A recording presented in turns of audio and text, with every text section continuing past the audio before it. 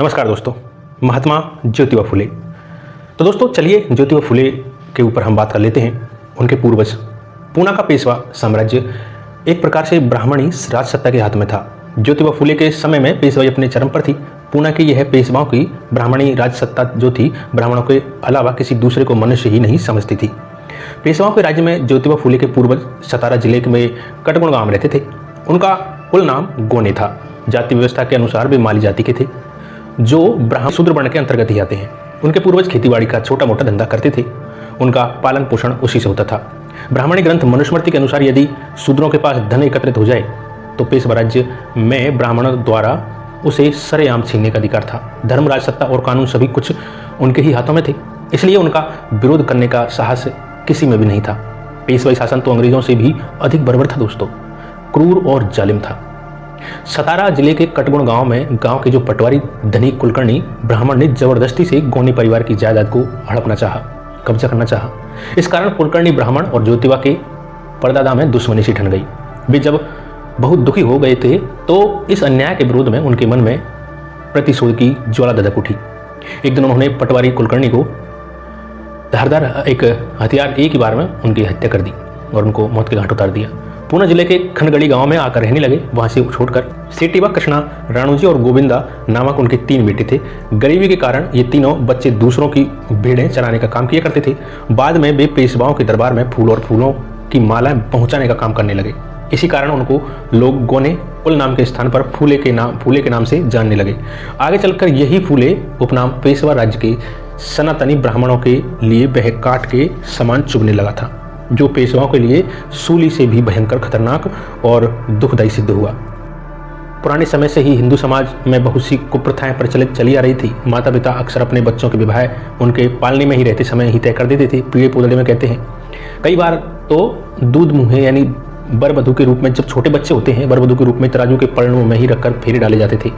तब बच्चों को विवाह बंधन में बंधते समय समाज के रीति रिवाजों का ठीक से पता ही नहीं होता था। मासूम बच्चे पालने में हाथ पैर चला रहे हैं, मुंह में उंगलियां डाल रहे हैं, चूस रहे हैं, उनके चेहरे पर भोलेपन के भाव झलक रहे हैं। बच्चों को इस तरह खेलते हुए देखकर वे बहुत ही प्रसन्न होते थे। ऐसे में उनके सिर पर सेहरा बांधे तो कैसे बांधे? उन्हें यह संकोच रहता कि अगर वे बच्चे सिर पर सेहरा बांधते हैं तो उसके साथ खिलौने जैसा समझकर खेलने लगेंगे। ऐसा होने पर भी सेहरा उनके पालनों में झूलने के दौरान ही बांध दिया जाता था और उनको ऐसी अनजानी हालत में ही विवाह बंधन में बांध दिया जाता। कभी कभी आगे चलकर अगर बच्चे की यानी पति की मृत्यु हो जाती तो बच्ची यानी पत्नी बचपन में ही विधवा हो जाती।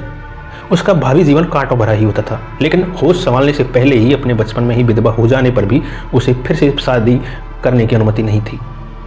उसे किसी भी उत्सव में शामिल होने की अनुमति नहीं थी। न ही वह संवर सकती थी, नए कपड़े पहन सकती थी। उसके लिए हाथों में चूड़ियां, गले में मंगलसूत्र तक पहनने की सख्त मनाही होती थी।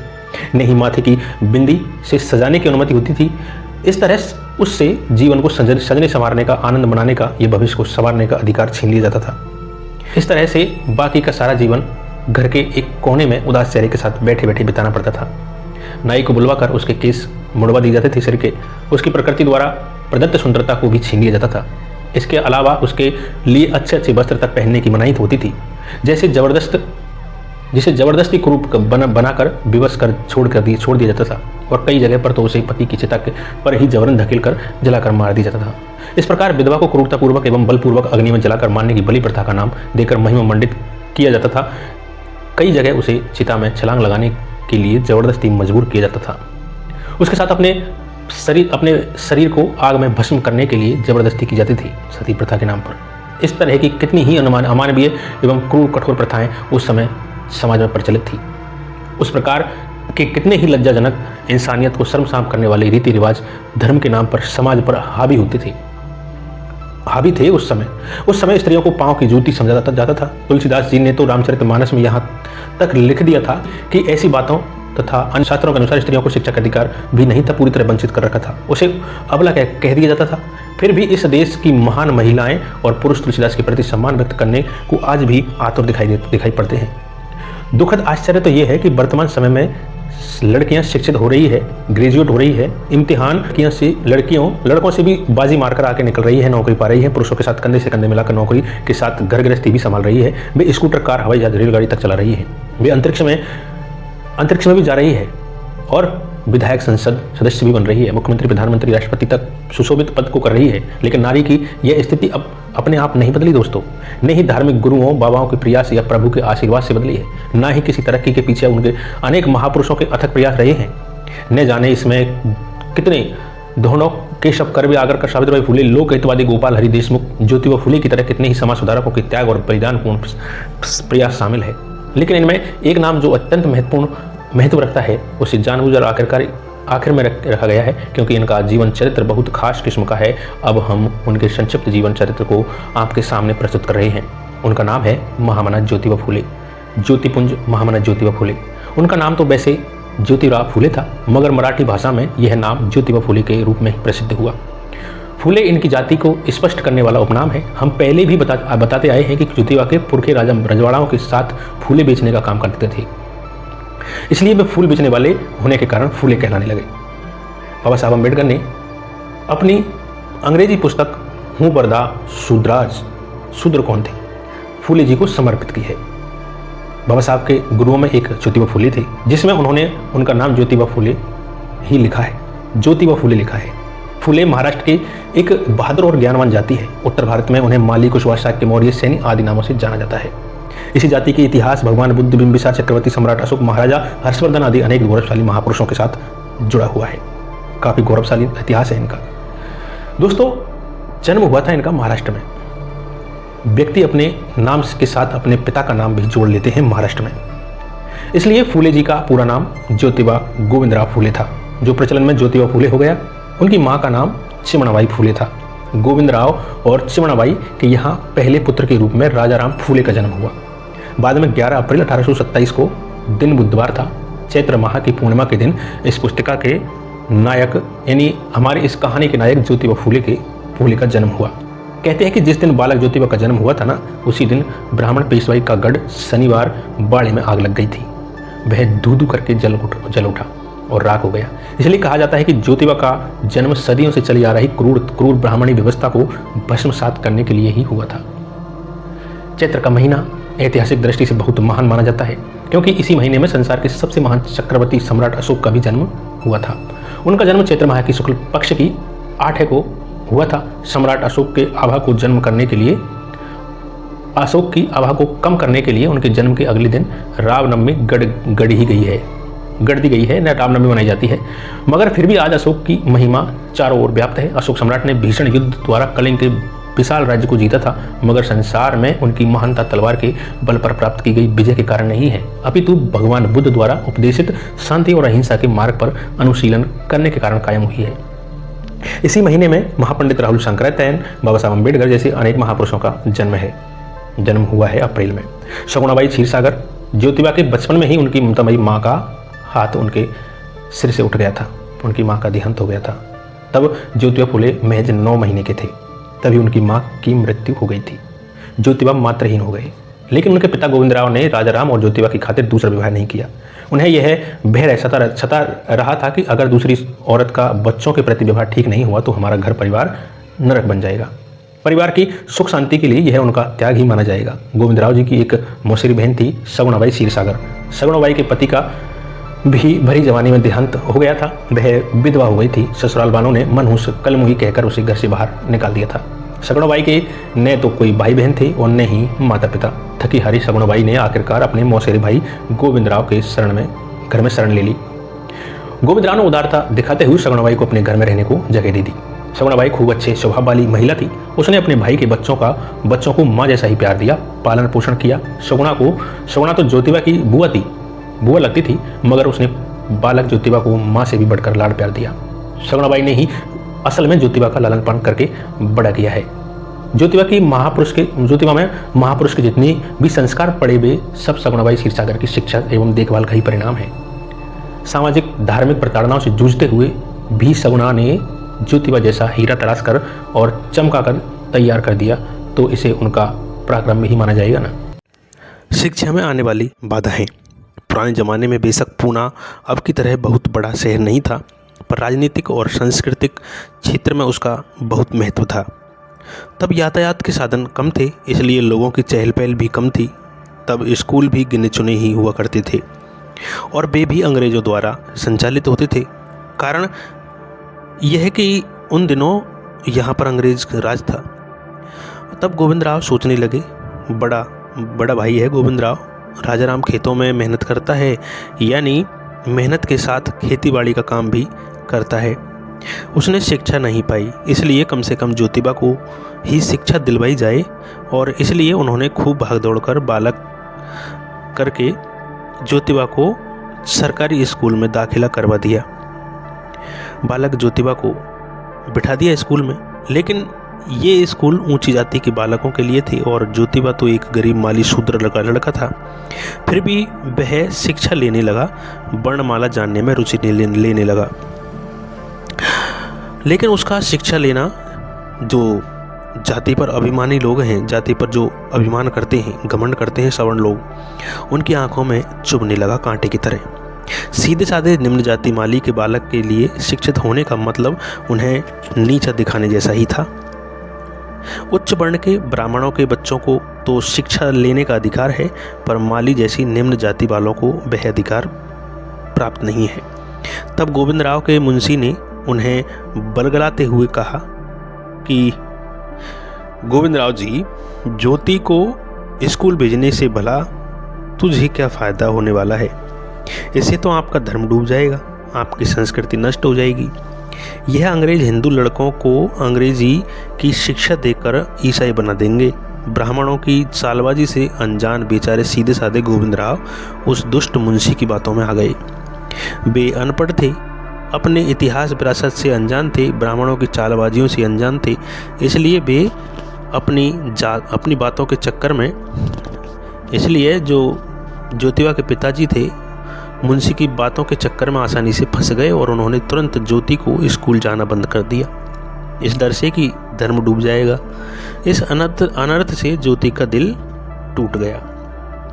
वह उदास रहने लगा। वह स्कूल जाते बच्चों को आते जाते देखकर अपने आप को कोसने लगा और उसने बाहरी मन से अपने पिता और भाई के साथ ही खेती में काम करना शुरू कर दिया। लेकिन अपनी धुन के पक्के ज्योतिबा ने खेत में काम करते समय भी पढ़ना नहीं छोड़ा। सबसे बड़ी बात तो यह है कि अपनी धुन के पक्के ज्योति को अपने प्रयासों से शिक्षित होना ही था। कारण यह है कि ज्योति एक बार जो ठान लेते उसे पूरा करके ही छोड़ते थे। गोविंद राव के पड़ोस में 2 शिक्षित और भले इंसान रहते थे। उनमें से एक थे गफ्फार बेग मुंशी और दूसरे थे सज्जन थे फादर लेजिट। ये दोनों सज्जन शिक्षा के महत्व को अच्छी तरह जानते थे। उन्होंने गोविंद राव को भी शिक्षा का महत्व समझाया और इस तरह से समझाने बुझाने के कारण ज्योतिबा की शिक्षा दोबारा शुरू हो सकी। लेकिन दुख की बात यह हुई कि ब्राह्मण मुंशी के बहकावे के कारण इस दौरान ज्योतिबा के 3 साल बेकार हो गए। दोस्तों, पुराने ज़माने में विवाह छोटी उम्र में ही हो जाते थे, इसलिए ज्योतिबा जब 13 साल के थे तभी उनका विवाह नया गांव की खंडू पटेल की लड़की से हो गया, तय कर दिया गया विवाह। उस समय उस लड़की की आयु केवल 7 साल की थी। उस लड़की का नाम था सावित्रीबाई फूले। सावित्रीबाई ज्योतिबा की शिक्षा के प्रति जो दीवानगी देखी कि वे विवाह होने के बाद भी शिक्षा ग्रहण करते रहें। घर में वे पिता के काम में हाथ बटाते और फिर स्कूल में जाकर शिक्षा ग्रहण करते। यह एक तार पर कसरत करने जैसा बहुत ही कठिन काम था कि काम के साथ साथ पढ़ाई करना। यह बात कहने सुनने में कितनी अच्छी लगती है कि मात्र 2 स्त्री पुरुष का विवाह नहीं, अपितु 2 क्रांतियों का मिलन था।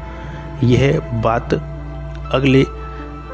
आने वाली अभी कुछ देर में मैं आपको बता देता हूँ। दोस्तों, ज्योतिबा का बारात में अपमान कैसे हुआ, किसने किया, क्यों किया? प्राथमिक शिक्षा पाने के बाद जब ज्योतिबा की हाई स्कूल की पढ़ाई आरंभ हुई, माध्यमिक शिक्षा, इसी के साथ उनकी अंग्रेजी भाषा में शिक्षा भी शुरू हो गई, तब उनके जीवन में एक दिल दहला देने वाली घटना हुई। स्कूल में उनका एक ब्राह्मण मित्र था, उसका विवाह होने वाला था। अपने इस उदार मित्र के निमंत्रण पर ज्योति की उसकी बारात में शामिल हो गया। ज्योतिबा भी जब बारात जा रही थी उसमें ज्योतिबा आगे आगे चल रहा था, बाकी बाराती पीछे पीछे चल रहे थे। तब उसे पहचान कर किसी ब्राह्मण बाराती ने कहा, अरे देखो वह माली का छोरा कैसे अकड़कर आगे आगे चल रहा है। कोई उसे समझाए कि पीछे पीछे ही चले, ब्राह्मणों की बराबरी वह कैसे कर सकता है। उसकी समझ में यह क्यों नहीं आ रहा कि क्या हमारी जाति उससे नीची है। अगर वह इस बात को नहीं समझता है तो उसे धक्के मारकर बाहर निकाल दो। यद्यपि ज्योतिबा का यह मित्र बहुत उदार विचारों वाला युवक था, मगर वह इतना उदार भी नहीं था कि अपनी जाति वालों के खिलाफ बोल सके और उनके खिलाफ जाकर ऐसा अनर्थ कर सके, उन्हें रोक सके। ऐसा भी इतना भी उदार नहीं था। ज्योतिबा ने यह अपमान अब भरी खुसर पुसर सुन ली और वे अपने आप पर ही झल्ला उठे और वहाँ से निकलकर सीधे अपने घर चले गए। उन्हें बहुत गुस्सा तो आया, क्या कर सकते थे। गुस्से से वो पगला से गए और खुद ही खुद बड़बड़ाने लगे। यह जात पात का झंझट किस दुष्ट ने शुरू किया है। धर्म तो कहता है कि सारे लोग एक ईश्वर की संतान हैं, तो फिर कोई इंसान जन्म से ऊंचा और जन्म से नीचा कैसे हो सकता है। ऐसे ही सब बातें सोचते सोचते वे क्रोध में पागल से हो गए और उन्होंने निश्चय किया कि मैं जाति भेद के इस जिन्न को सदा सदा के लिए दफना कर दम लूँगा और लोगों को सत्य धर्म की पहचान कराकर सच्चे धर्म की शिक्षा देना आरंभ करूँगा। दोस्तों, पूना नगरी उन दिनों पेशवाओं की राजधानी थी। तब वहाँ से ही पेशवाओं का सारा राजकाज चलता था और शनिवारवाड़ा उनके शासन का मुख्य केंद्र था। लेकिन सन 1818 में पेशवाई का खात्मा हो गया और वहाँ से पेशवाई का केरुआ ध्वज भगवा झंडा उतार दिया गया और उसकी जगह अंग्रेज़ों का यूनियन जैक आकाश में फहराया गया। मराठों का राज आपसी झगड़ों और ईर्ष्या की वजह से खत्म हुआ था। जातीय भेदभाव, ऊंच नीच के भेदभाव की वजह से अंग्रेज़ों को इस देश में अपनी जड़ें जमाने का और देश में शासन करने का अवसर प्राप्त हो गया। वे यहाँ के शासन बन बैठे थे और उन्होंने जन कल्याण के कार्य करने आरंभ कर दिए। ऐसा करने से ब्राह्मण अंग्रेज़ों से नाराज हो गए और उन्हें तरह तरह से समाज में बदनाम करने लगे। इन्हीं दिनों पूना में ब्राह्मणों द्वारा इन अंग्रेज़ों को भगाने के प्रयास चल रहे थे। पूना में मातंग जाति के उस्ताद लहूजी सालवे नामक एक बलशाली पहलवान रहते थे। उन्होंने एक अखाड़े की स्थापना की थी। उसे लहूजी बाबा का अखाड़ा कहते थे। उसमें आने वाले बच्चों को मल्ल विद्या, पहलवानी सिखाई जाती थी और दूसरे मर्दानी कर्तव्य भी सिखलाए जाते थे। लहूजी सालवे बाबा अखाड़े में आने वाले बच्चों को देश प्रेम की शिक्षा देते थे। प्रथम क्रांतिकारी वासुदेव बलवंत फड़के इसी अखाड़े में तैयार हुए थे। बाल गंगाधर तिलक भी लहूजी के शागिर्द में ही सीखे थे, शागिर्द में ही रहते थे उस समय, यानी उनके अंडर में ही रहते थे बाल गंगाधर तिलक। आगे चलकर ज्योतिबा फूले भी इसी अखाड़े में जोर आजमाइश के लिए अब आने लगे। अंग्रेज़ों को यदि इस देश से निकालना हो तो उसके लिए शरीर को ताकतवर और सुदृढ़ बनाना होगा। इस विचार से ही सभी एकजुट होकर ज्योतिबा लगातार अखाड़े में आने लगे और दंड बैठकें लगाने लगे। इससे उनका शरीर सुदृढ़ और बलिष्ठ होता गया। दोस्तों, इसी बीच हुआ क्या था कि एक दिन ज्योतिबा फूले स्कूल में बच्चों को पढ़ाकर वापस घर पर लौट रहे थे। तभी ज्योतिबा ने देखा कि उनके सामने दो गोरे सिपाही दारू पीकर नशे में लड़खड़ाते हुए जा रहे हैं। उन्हें देखकर ज्योतिबा चिढ़ गए और कहने लगे, हजारों मील दूर से चलकर आप यहाँ आए और अब यहाँ नशे में धुत होकर घूम रहे हो। ठहरो, मैं तुम्हें सबक सिखा देता हूँ। वे विदेशी गोरे सिपाही नशे में कुछ बड़बड़ाते जा रहे थे, आने जाने वालों के साथ धक्का मुक्की कर रहे थे, गाली गलौच भी कर रहे थे। ये दोनों सैनिक अंग्रेज थे, इसलिए कोई भी उनका विरोध नहीं कर रहा था। आखिर में पास के ही खेत में दो मजबूत गन्ने लेकर ज्योतिबा फूले उन सैनिकों पर अचानक बुरी तरह टूट पड़े। इस तरह अचानक हुए हमले से घबराए पास में बंदूक होते हुए भी दोनों अंग्रेज सैनिक चकरा गए। ज्योतिबा ने बहुत सावधानी से उन्हें पीटना जारी रखा। इससे उन सैनिकों को पीट पर चोट के निशान पड़ गए और वे अपनी पीठ सहलाते हुए 9-11 हो गए और फिर उन्होंने पीछे मुड़कर भी नहीं देखा। इस तरह ज्योतिबा फूले ने लहूजी सालवे से सीखी हुई मल्ल विद्या का एकदम प्रत्यक्ष प्रयोग किया उन सिपाहियों पर। उनका ये प्रथम प्रयोग था, सफल हुआ। इस पुस्तक के महानायक यानी इस वीडियो के इस कहानी के महानायक महामना ज्योतिबा फुले एक प्रकार से सर्वगुण संपन्न महानायक थे। दोस्तों,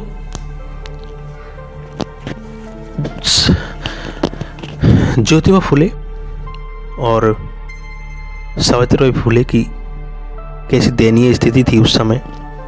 ज्योतिबा फुले के मैट्रिक पास करने पर गोविंदराव को बहुत खुशी हुई और सावित्री तो खुशी के मारे उछल ही पड़ी थी। गफ्फार बेग मुंशी और लेजिट साहब भी बहुत खुशी हुए और अपने आप को बहुत गौरवशाली महसूस करने लगे। असल में ज्योतिबा ने अपने पराक्रम से इतिहास की दिशा बदलने का इतिहास जो रच डाला था।